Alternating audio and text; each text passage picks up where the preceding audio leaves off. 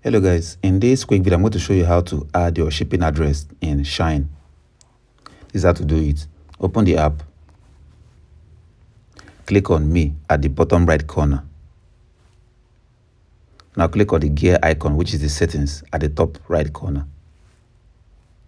Click on address book, and here you have an option to add your shipping address. Click on it.